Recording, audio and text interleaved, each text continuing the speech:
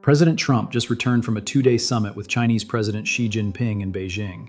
And despite bringing 17 of America's most powerful executives, including Elon Musk, Apple's Tim Cook, and Nvidia's Jensen Huang, he came back with no major trade deal, no resolution on tariffs, and no concrete plan on the issues that matter most to everyday Americans. And I want to be very clear with you about something.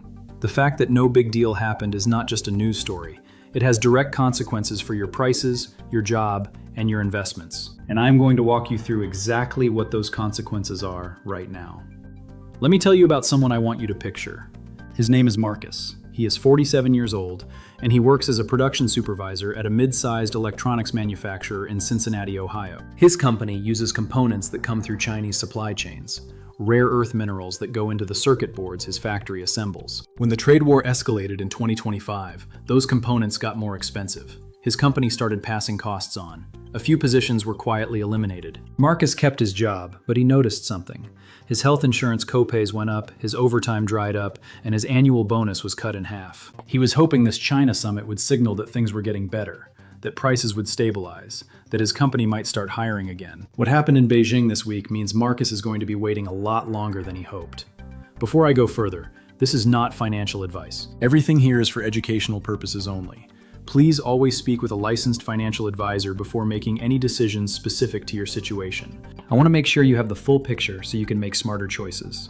Here are the 3 things you absolutely need to know about what happened in Beijing this week and what it means for your money. The first thing you need to know is that the only real outcome from this summit was extending a trade truce that was already in place, and that is much less than what Americans needed. Before Trump flew to Beijing, there was genuine hope in financial markets and among American businesses that this summit would produce something meaningful: a reduction in tariffs, progress on rare earth minerals, a framework for technology trade. What actually happened was that the two sides agreed to extend the 1-year pause in the trade war that was originally reached in South Korea last October. They will likely extend that truce.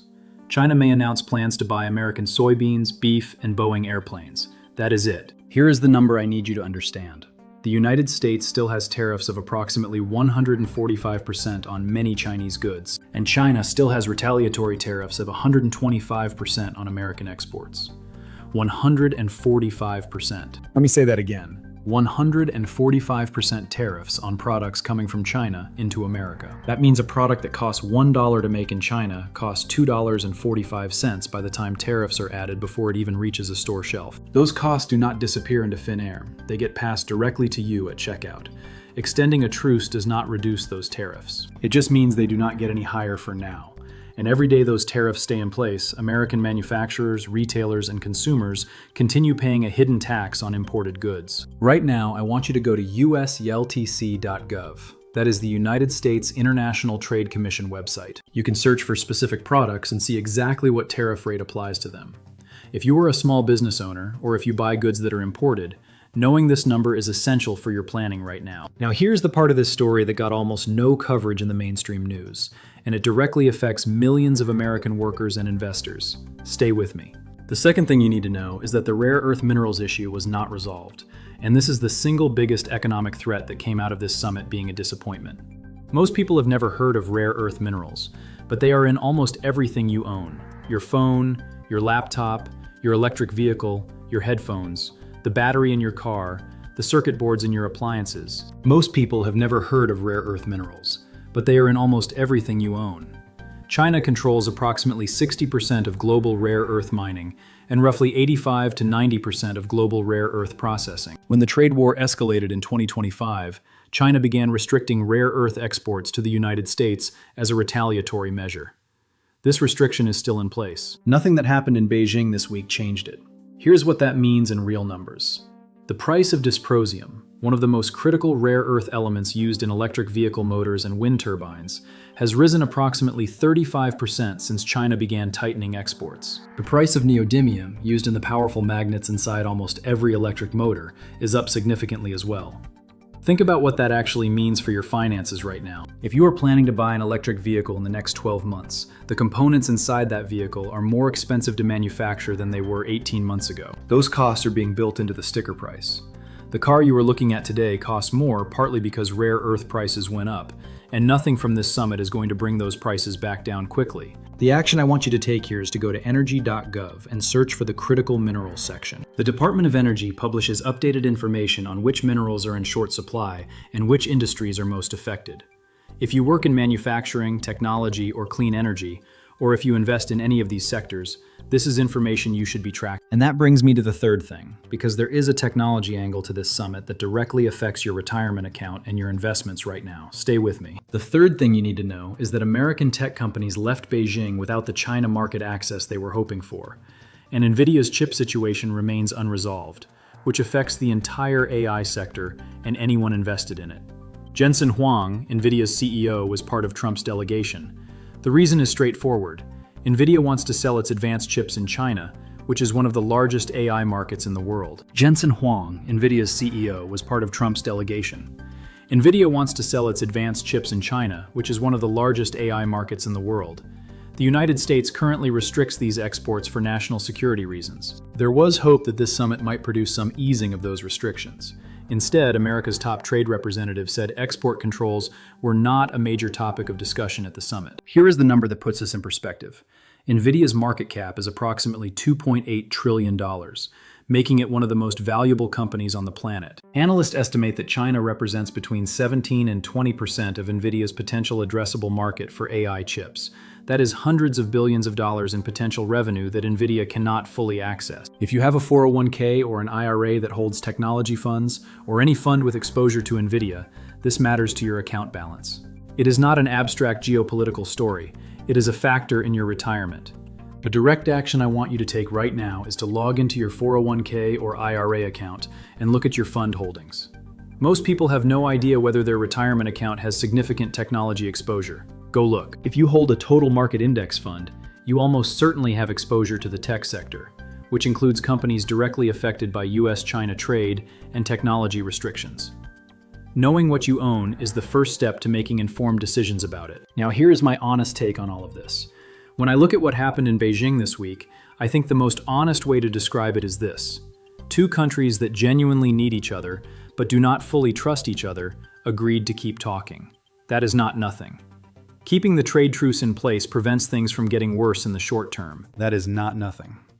Keeping the trade truce in place prevents things from getting worse, and the fact that Trump brought Elon Musk, Tim Cook, and Jensen Huang suggests that real business discussions happen behind the scenes. But here's what concerns me when I think about the average American family.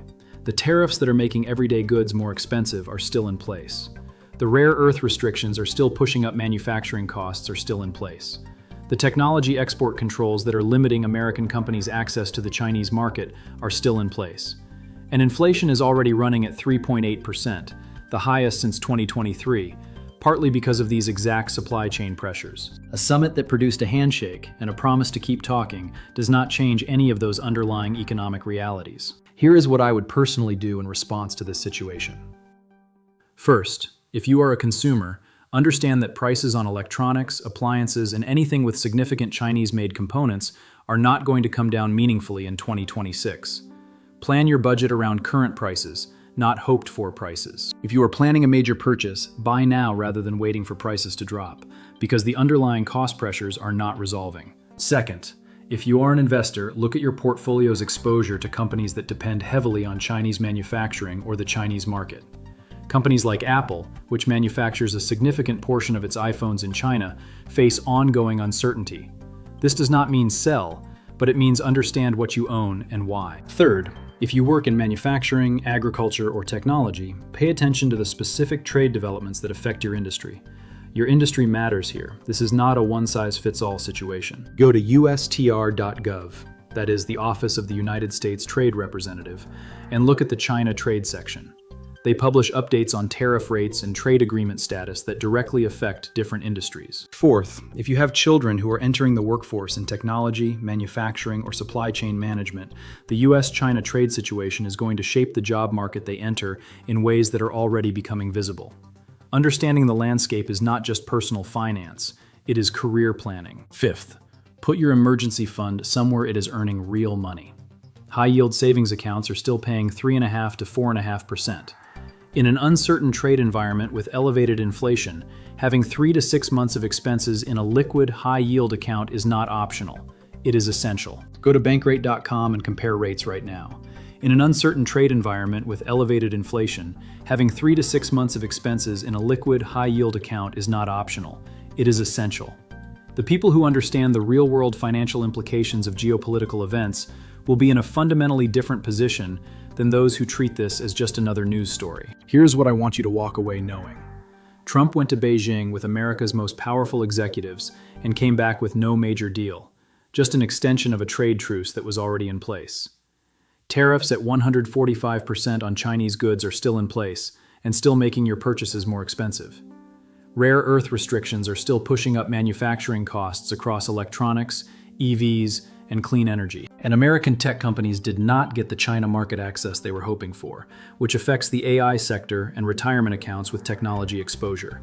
The resources you need are usitc.gov for tariff information, energy.gov for critical minerals data, and bankrate.com to make sure your savings are working for you in the meantime. If this gave you even one thing you did not know, subscribe.